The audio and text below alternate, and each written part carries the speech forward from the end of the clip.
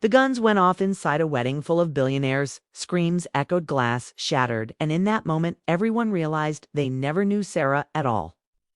Everyone believed this day was about wealth, power, and reputation. The grand wedding hall glittered with crystal-light silk dresses and powerful names. Daniel Harrison, the billionaire heir, stood at the altar, calm, confident, born into money that shaped skylines, while beside him stood Sarah, a quiet woman in a simple white dress, hands marked by years of mechanical work, oil scars, patience. The Harrison family never hid their disgust.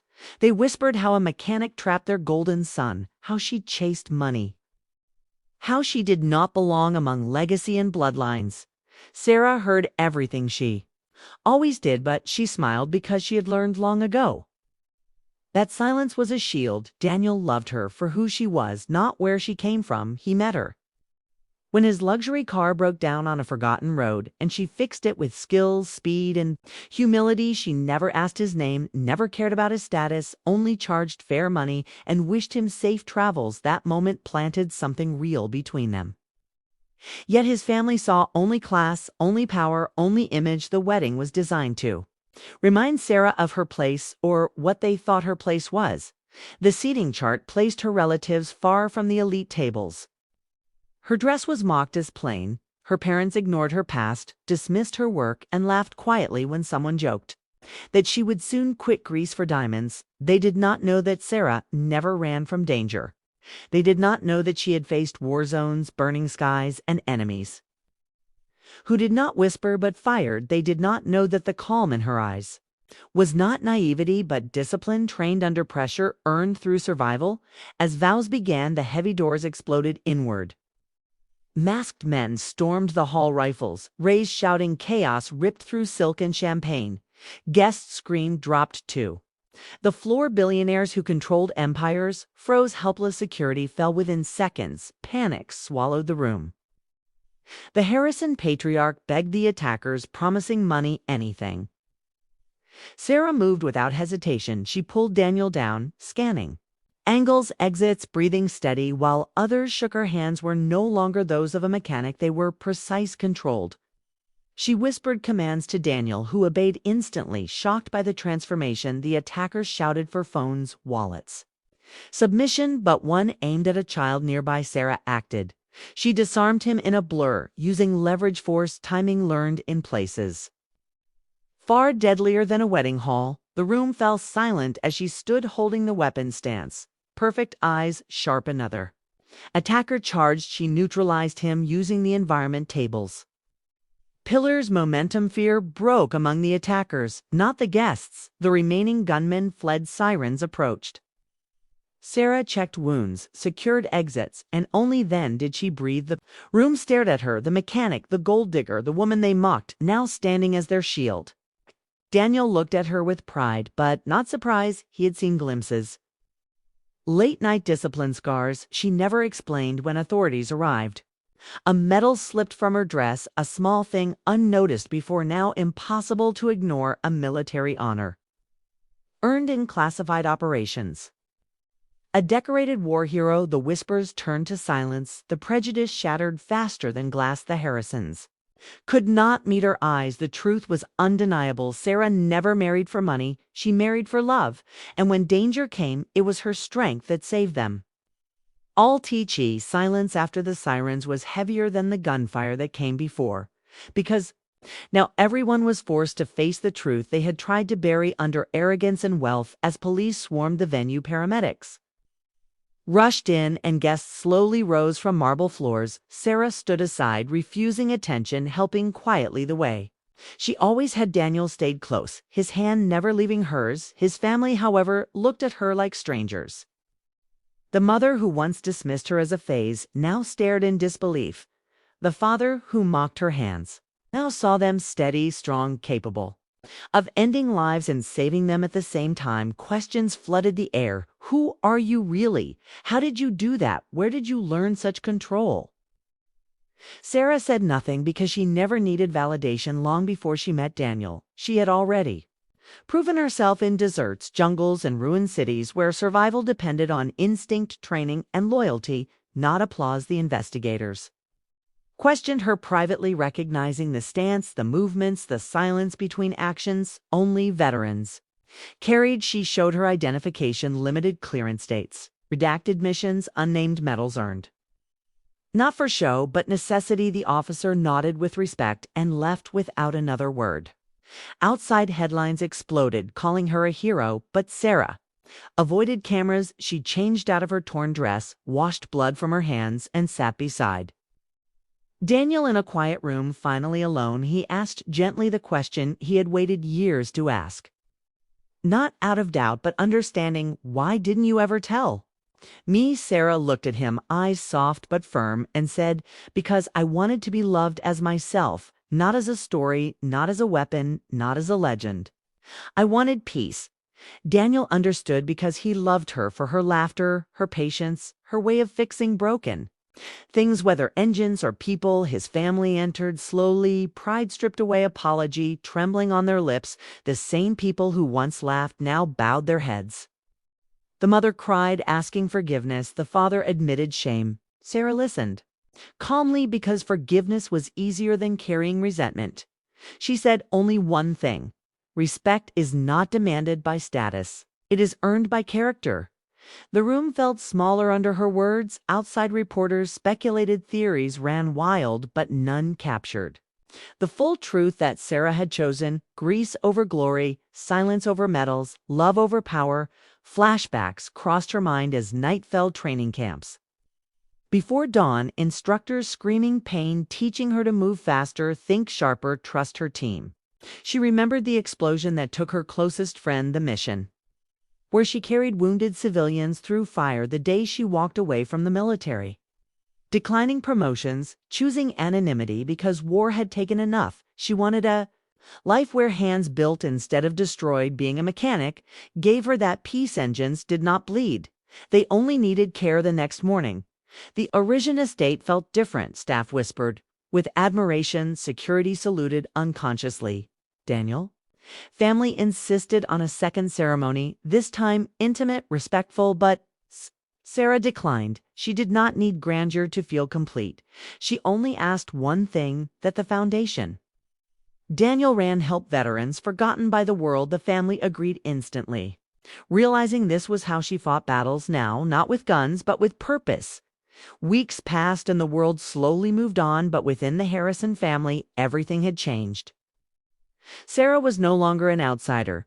She was the standard when conflicts arose. People listened when danger appeared. People deferred, and when quiet moments came, she returned to her garage sleeves, rolled hair tied, fixing engines, teaching apprentices, smiling like nothing had happened. Yet sometimes at night, Daniel would watch her clean tools with ritual precision and understand that peace for her was a choice made daily, not a given. The attack investigation revealed the robbers targeted the family wealth, but never anticipated resistance from the woman they underestimated. The irony was not lost on anyone. Their greatest defense came from the person they valued least. The story spread, becoming legend, but Sarah never corrected details, never claimed credit. She remained exactly who she was before, a woman who survived hell and chose kindness over bitterness, strength over ego, love over fear. The world thought the story was over, but for Sarah, it was only a quiet turn of the page, because survival never ends, it only changes shape. In the weeks after the wedding, life attempted to return to normal routines, yet nothing felt ordinary anymore. The garage where Sarah worked smelled the same oil, metal heat, but the way people looked at her had changed. Customers spoke softer, apprentices watched with awe, strangers recognized her from screens and headlines, calling her hero, legend, warrior. She disliked those words because they built distance. She preferred to be known as the woman who fixed engines honestly, who showed young mechanics patience, who believed broken things could be restored with enough care. Daniel noticed the weight on her shoulders. Fame pressed differently than combat. It invaded privacy, not safety. He offered solutions: security, relocation, silence, but Sarah refused. She reminded him that fear only wins when life is altered by it. She would not allow criminals or cameras To redefine her existence, the Harrison family attempted to overcompensate invitations. Gifts, praise, public acknowledgments. Sarah accepted none. She asked instead for actions funding for rehabilitation centers, scholarships for soldiers, struggling to reintegrate job programs, mental health support. Daniel supported her, completely redirecting resources. Quietly, efficiently honoring her values, the family watched and learned. Humility through her example, the press eventually found.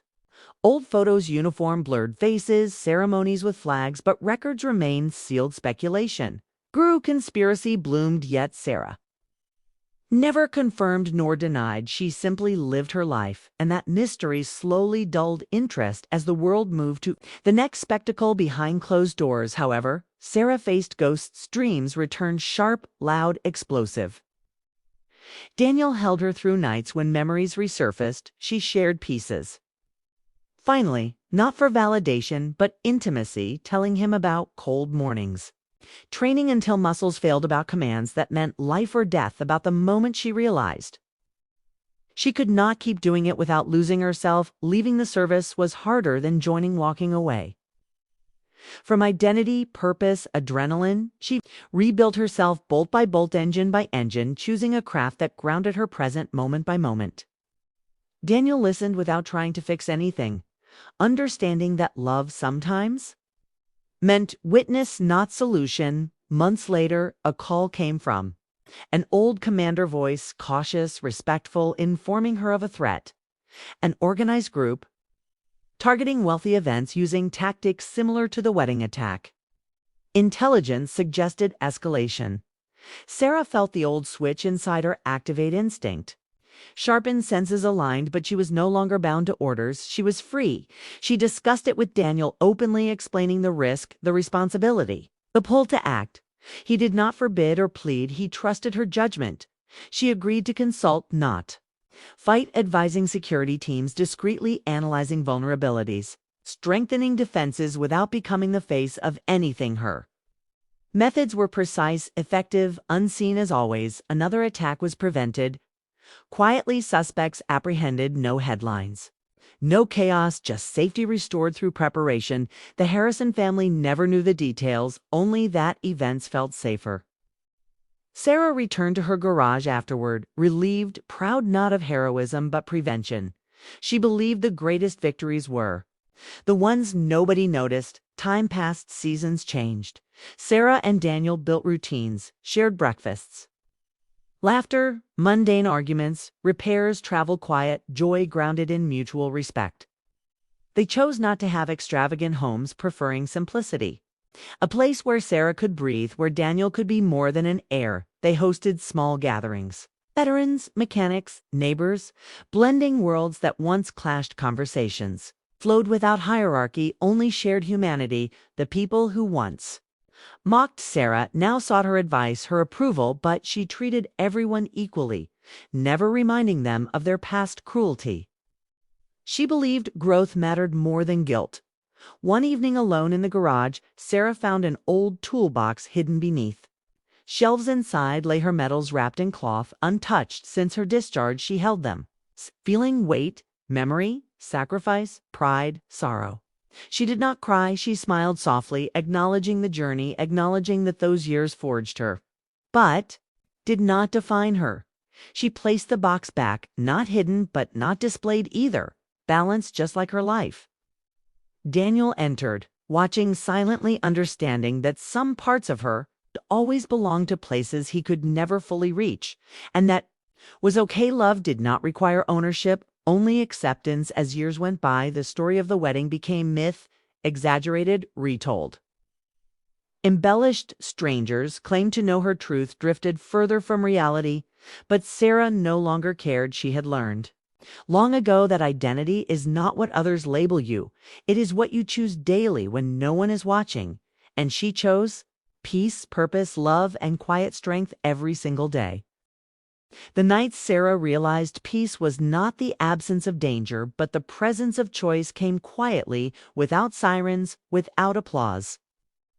just a feeling settling deep in her chest, like a final piece locking into place. Life with Daniel had grown steady.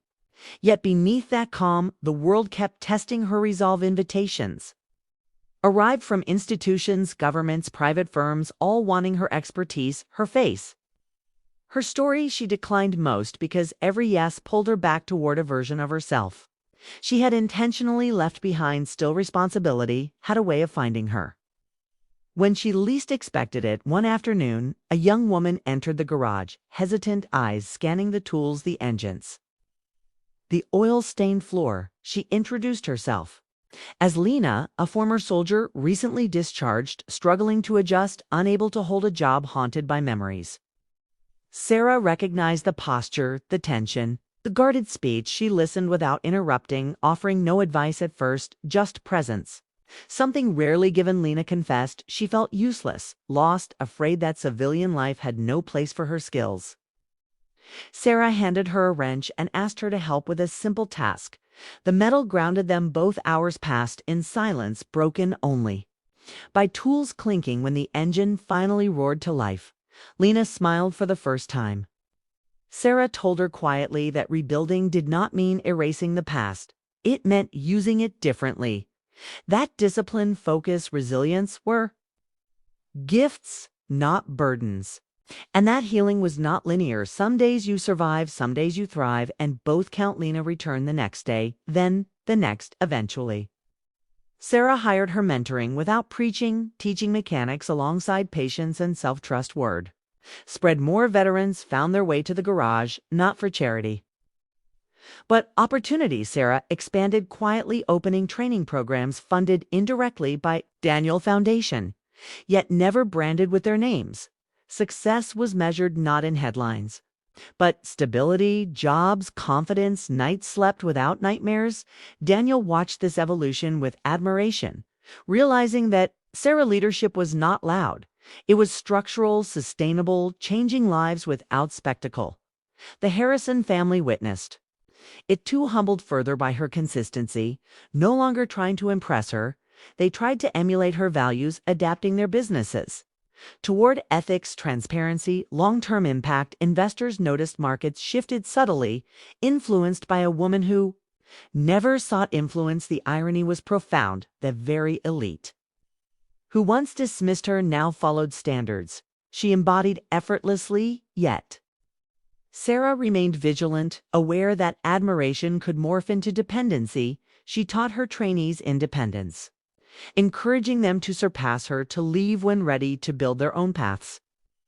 She celebrated departures as victories, not losses. One evening, while closing the garage, Sarah received an encrypted message from an unknown contact. It contained only coordinates and a phrase she had not heard in years, a call sign from her service. Heart rate steadied, mind sharpened. She showed Daniel immediately. Honesty remained their rule. They traveled discreetly to a remote site where she met former teammates. Older, scarred, alive, they informed her of a humanitarian crisis unfolding quietly, a region destabilized, civilians trapped, private militias exploiting chaos, official channels stalled, politics slowed response. They needed strategic planning, someone who understood both combat and restraint. Sarah listened, weighing the cost. She was no longer obligated, yet she felt the familiar pull, not to fight, but to protect. She agreed to help remotely, designing evacuation routes, supply chains, negotiation strategies, minimizing confrontation, maximizing safety. Weeks of planning saved hundreds without a single shot fired. Success went unreported, attributed to diplomatic progress. Sarah returned home, exhausted, fulfilled, reminded that her skills still mattered beyond engines, beyond garages, but on her terms. This distinction mattered deeply. She was no longer a weapon deployed by others. She was a protector acting by choice. Autonomy transformed burden into purpose. Months later, Daniel proposed something unexpected. He suggested stepping back from his family empire, delegating control, pursuing projects aligned with their shared values. Sarah hesitated, not wanting him to sacrifice his identity for hers, but he explained that loving her taught him that power without purpose was empty. Together They reshaped their lives further, moving to a quieter town, expanding the training program into a cooperative owned by workers, veterans, and civilians alike. Shared profits, shared decisions. Sarah thrived in this model, blending structure with compassion, discipline with empathy. Nights where calmer dreams, less violent memories softened, not erased, but integrated. She taught classes during the day, fixed engines, mentored at night occasionally, consulting on security, ethics, conflict prevention, always anonymously. Her past remained a shadow, not looming but grounding, reminding her of what she had survived and why she chose differently. Now the world continued spinning, unpredictable, dangerous, beautiful, and Sarah met it with steady hands and an open heart, no longer hiding her strength, but no longer defined by it either. She had learned that true power was not revealed in moments of crisis alone, but sustained in everyday choices to build, rather than destroy, to forgive, rather than resent, to live fully, rather than merely survive. And in that understanding, she finally felt whole. The road toward the end did not arrive with drama, but with decisions that felt final in their quiet weight, as Sarah sensed time gently nudging her toward closure, not an ending of life, but of chapters she had carried for decades. The cooperative now ran smoothly without her constant presence. Leaders she trained made choices wisely, confidently, proving that what she built was strong enough to stand alone. She spent more mornings away from the garage, walking slowly, breathing deeply, observing ordinary beauty, birds, engines, laughter, children learning trades. She realized she no longer felt the need to scan rooms for exits. The old reflex faded, replaced by trust in the world she helped shape. Daniel noticed this change: the ease in her shoulders, the softness in her eyes, and knew she was preparing to let go, not out of exhaustion, but completion. They spoke often about the future, about what remained unresolved. Sarah admitted there was one last thing, a circle she needed to close, a visit to a memorial far from cameras, where names were carved into stone, names of those who never came home. Daniel went with her, silently standing beside her as she touched the cold surface, whispering apologies, gratitude, promises kept. She did not cry. She smiled because she had lived enough life for all of them, carrying their lessons forward. This visit released something heavy she had carried unknowingly. Afterward, she returned home lighter, more present, choosing simplicity, deliberately downsizing possessions, gifting tools to trainees, closing storage boxes filled with remnants of old identities, including the medals, which she donated anonymously to a museum without ceremony. She wanted history preserved, not glorified. Weeks passed gently. Then a letter arrived, handwritten from the Harrison matriarch, expressing gratitude not for saving lives years ago, but for changing theirs, for teaching them humility, service, humanity. Sarah read it once, folded it neatly, and placed it beside others. Not as trophies, but reminders that people could grow. She replied briefly, wishing them peace. Nothing more, nothing less. Meanwhile, Sarah's health reminded her subtly that time moved forward, joints stiffened, energy waned. She adapted as she always had, adjusting pace, expectations, roles. She trained one last group, personally sharing lessons, not just mechanical or tactical, but philosophical, telling them that strength without compassion becomes cruelty, and compassion without boundaries becomes sacrifice. Both must balance to endure. She watched them absorb these words, knowing they would interpret them, uniquely shaping futures she would never fully see. And that was fine. One evening, as sunset painted the sky, Daniel asked her a question he had held back for years. If she felt proud of herself. Sarah paused, because pride was complicated. She said she felt grateful, grateful she survived, grateful she loved and was loved, grateful she chose her own path rather than letting others define it. Daniel understood, holding her hand quietly. They made plans, not grand ones, but meaningful, visiting the garage, occasionally advising when asked, traveling to see Lena thriving, and other offshoots of the cooperative blossoming across regions like seeds scattered intentionally. Sarah felt peace deepen, not numbness, but alignment. Everything felt where it belonged. She Knew the story that once defined her, the wedding, the guns, the revelation, had long lost its power over her. It was simply one moment among many, not the climax, but a turning point. The real story was what followed: the long, quiet work of building, sustaining, healing. She prepared letters for people important to her to be opened later, not farewells, but reflections, sharing, encouragement, gratitude, lessons learned. She was not afraid of endings. She had learned they were beginnings, wearing different clothes. The night before the final chapter truly began, Sarah sat alone in the garage one last time, not working, just listening. To the familiar silence, she closed her eyes, breathing in oil metal memory, whispering thanks to the space that held her transformation.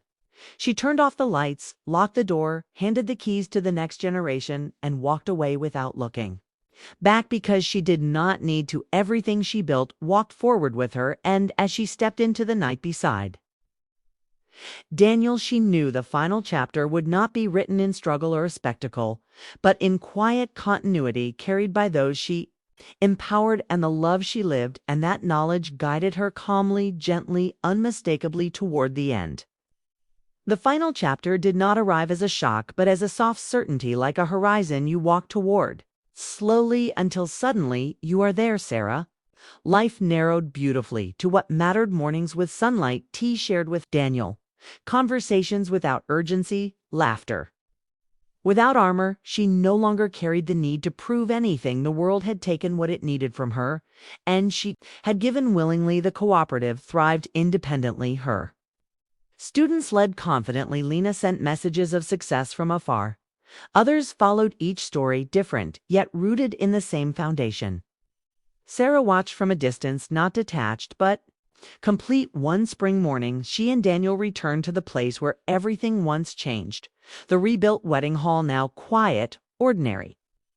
They stood together, remembering not fear but clarity, how truth revealed itself under pressure, how love endured without conditions. Sarah reflected that the greatest twist of her life was not the guns or the secret or the revelation, but the choice that followed: to live openly yet quietly, to turn strength into service and pain into patience. She never corrected the myths surrounding her name, because the truth was simpler and more powerful than any legend. She was a woman who survived war, refused to be defined by it, and chose love over legacy. One evening, surrounded by people she helped shape, Sarah shared a final lesson, not framed as wisdom, but as lived experience.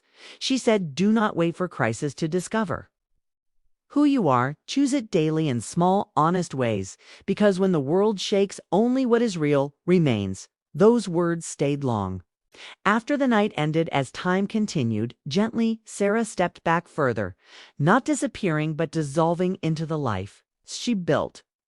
When the end finally came, it was peaceful, held in Daniel's arms, surrounded by familiarity, not regret. She left without fear, because she had already finished what mattered.